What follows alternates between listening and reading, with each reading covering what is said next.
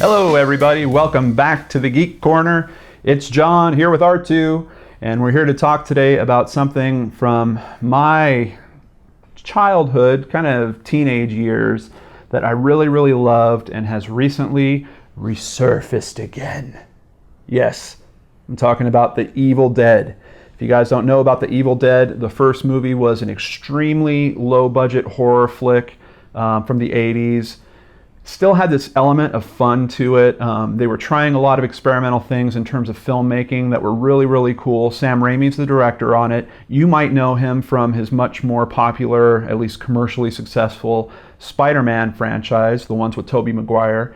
And he is a filmmaker that loves to use a lot of crazy push zooms and tilted cameras and a lot of blood effects all over the place.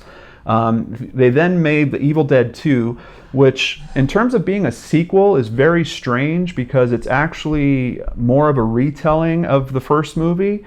And then they made the extremely insane cult hit Army of Darkness, which you just looked at the title, you wouldn't even know was an Evil Dead movie, but is actually Evil Dead 3. And that's a bit of a time-traveling adventure where our hero from the first two movies, Ash, played by the amazing Bruce Campbell, goes back in time to fight off the Deadites. And Deadites are basically, it's kind of a twist on zombies. They're essentially zombies, but the thing about Deadites is they're much more evil, but literally evil, because they will frequently be taking over the body of someone that you care about, and there are these moments where they don't look like zombies. They'll kind of switch back to the normal person, and they'll be very endearing and trying to, get close to you, and then all of a sudden they flip the switch and they go zombie and attack you. But the films had a lot of great action elements. If you are a person that enjoys geekery or things like Comic-Con, you already know about Army of Darkness and how amazing that is. Well, I think just over a year ago, they announced that Starz was going to do a new show called Ash vs. Evil Dead. So guess what? That is essentially Evil Dead 4. They brought back the same creative team. You've got Sam Raimi that actually directed the pilot episode, but also contributed in terms of, I think, producing and writing. His brother helped on that production as well. And of course, they brought back Bruce Campbell in the title role of Ash, which I don't think you could do this series without Bruce being the star in it. And they finally released it digitally, so now all of it is available on Amazon. I bought all of season 1. And I didn't expect to do this, but I wound up kind of binge watching it over a couple of days. I thought I really wanted to kind of stretch it out and enjoy it. I'm a big fan of Bruce Campbell's. I just watched all of Briscoe County Jr. earlier this year. I loved watching those episodes while I was on my treadmill. But for Evil Dead, I didn't even want the distraction of being on my treadmill. I wanted to make sure it was just me and a screen and me taking it all in.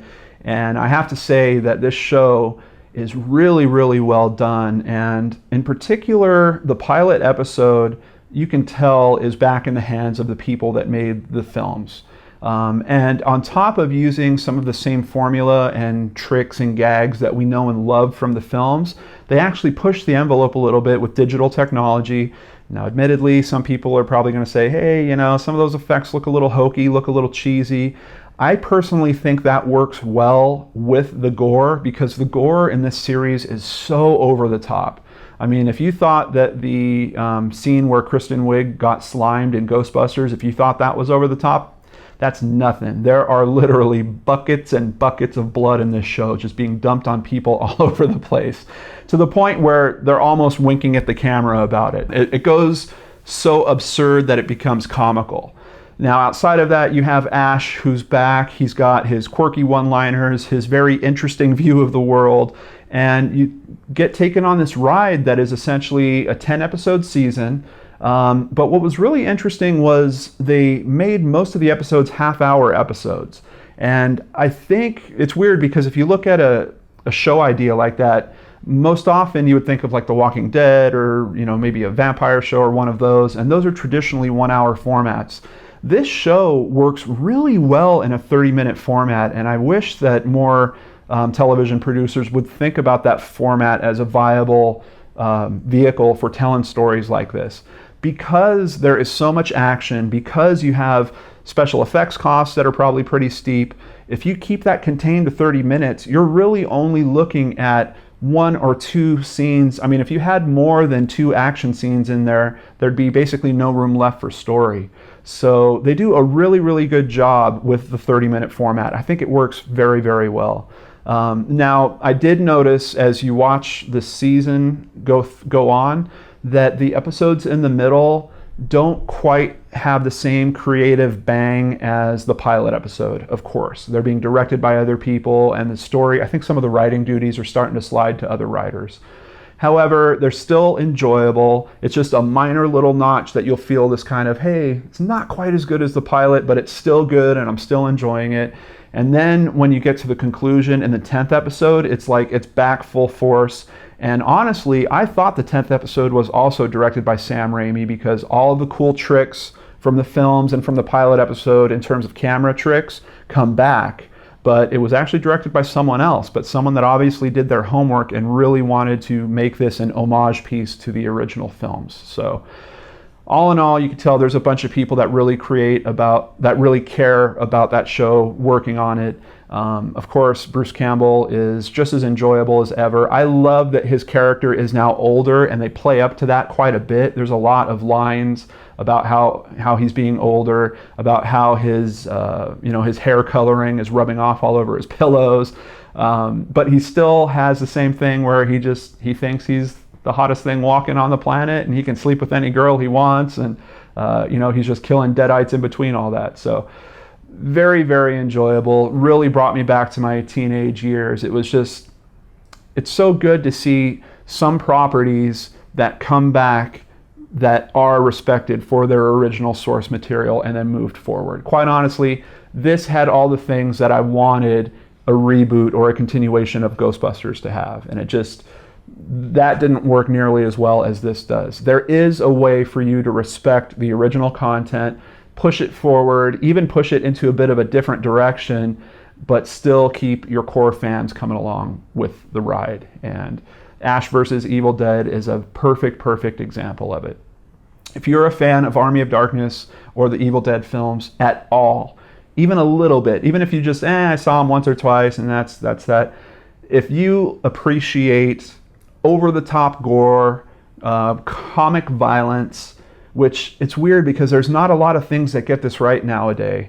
Ash vs. Evil Dead is certainly right up your alley. There are a lot of extreme moments and extreme laughs, and just this great character that I want to see return to the screen time and time again. So I personally loved it. I would rate it, if I had to rate it, I would rate it a 9 out of 10.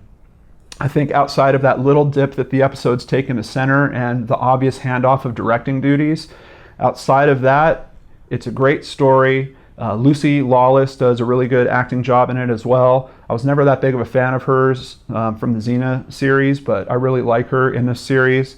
There's a couple of up-and-coming new stars that are really, really likable and kind of become part of Ash's ensemble, and they even have attitudes of their own that really complement his.